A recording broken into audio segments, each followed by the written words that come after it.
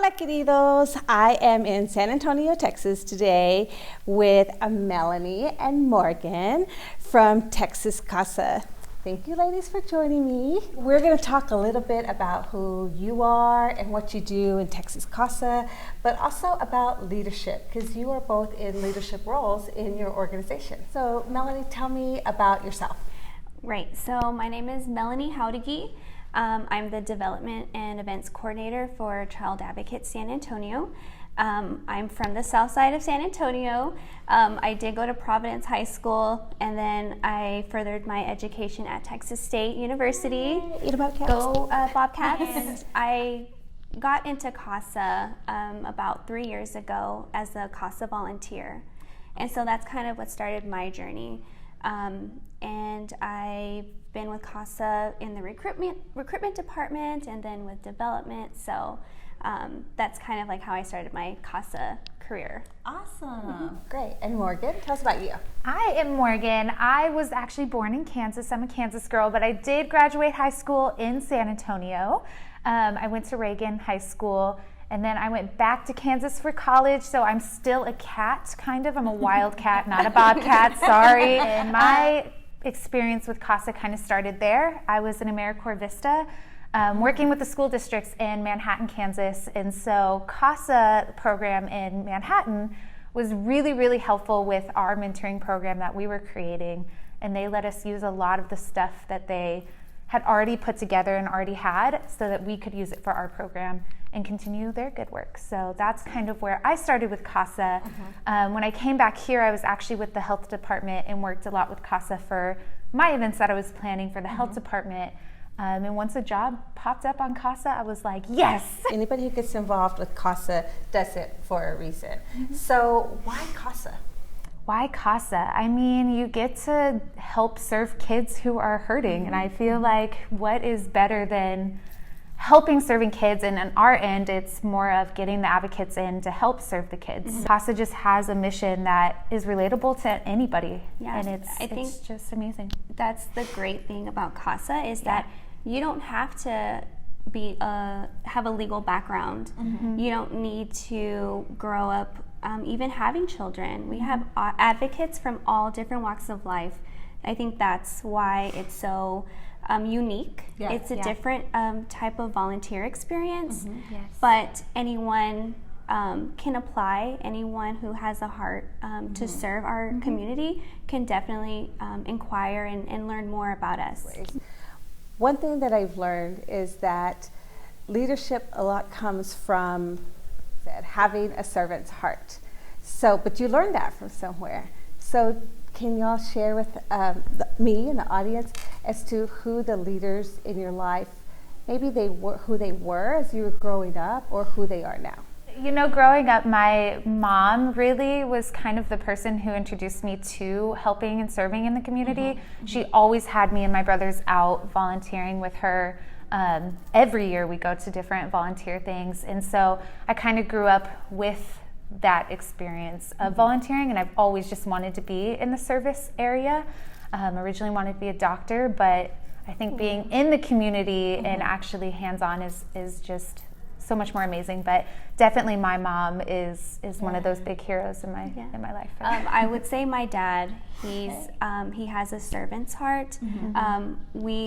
Like I mentioned, we grew up in the south side of San Antonio, and so the church that we belonged in growing up, he was very active, you know, with like the food bank and then like the soup kitchen. He helped put on like festivals, and he was always in the community and trying to serve his peers. You know, a lot of times, my dad, he grew up in the courts on the west side, and he kind of just was an inspiration for me because he graduated from high school, graduated from college, he was in the military, and he still had a heart to like give back to his community. So that kind of encouraged me and motivated me to like, well, I want to do better. Like I want to be able to be a leader in my community. So that's kind of why I do what I do. But back to you two, can you explain a little bit of maybe some leadership lessons that you've learned either at CASA or from other places that you use at work now? For me, my main thing is supporting women. There's a lot of women in our office, and we don't necessarily know what each other's going through sometimes, so just encouraging each other and motivating each other, that for me has gone a long way. Being supportive of each other, it's really goes a long way, especially in the Hispanic culture, you know, like sometimes I go into her office and I close the door, I'm like, Morgan, this is what happened. I give her all the chisme, you know, and she's like, look, okay, let me help you out. This is what I can do. Like, and so we that's how we motivate each other. I think when it comes to leadership and things I've learned, especially working with CASA, is that teamwork aspect, especially when there's so many different departments in one organization. I mean, we have recruitment, programs, development, finance, HR, all of those different departments. It's really easy to create silos and then not work together. But it's really amazing when you see an organization that comes together and does work together like that and really serves these kids in the best way we can. So I think teamwork is just one of those really big leadership qualities I've learned. It's true. Okay, so we're talking about the kids, right? So it's great teamwork, coming together for a certain reason, and it's these kids. Tell me about the advocates, and in particular, about the diversity of advocates. As the diversity recruitment specialist, I kind of get to see that background of the diversity in our advocates and the kids. I would say that it's important, very important, to have a diverse group of advocates because we have a diverse group of kids. And it's so important to the kids to be able to see themselves in their advocates. Most of the time, the advocates are really this light in their life, someone that they can look up to.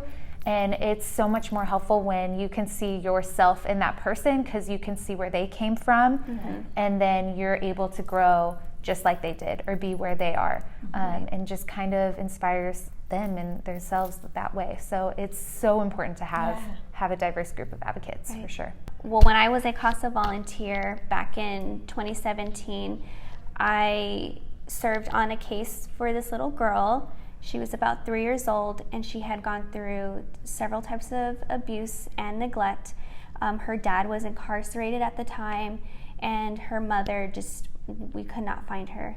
So it was important for me because the little girl, when I met her for the first time, I found out that she lived maybe 5 minutes from my house.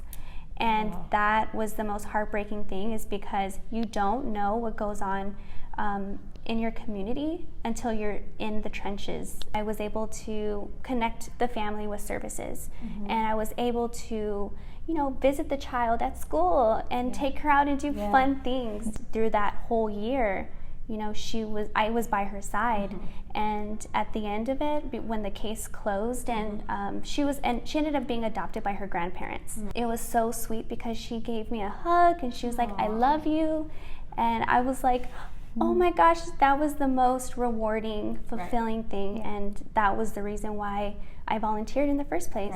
That's why when we go out in the community and we meet these people, we want to tell them that, you can be a volunteer. It's doable. Well, that was going to be my next question. Was what would you say to people to help them to want to be a CASA? I hear a lot of the time that people feel like they don't have enough time to do this, or they don't feel like they have the type of experience that we're looking for. And just like Melanie said, we aren't looking for anybody particular. Anyone can be a CASA advocate. You just have to come in and be yourself. It's important to be yourself too, because you want the kids to feel like they can be themselves also. Absolutely. We 100% will equip you with all the tools you need to be an advocate before you get there. And when it comes to time commitment, it's totally doable. Majority of our advocates are full-time employees somewhere on top of the other organizations that they're working with. We have advocates who are going to school and working, teachers, all of that type of stuff. It's 100% doable. You just have to have that heart. Thank you so much for talking to me about yourselves and about CASA, and I really appreciate it, ladies. Yes, thank you for having us. We appreciate it too. Yay! Okay.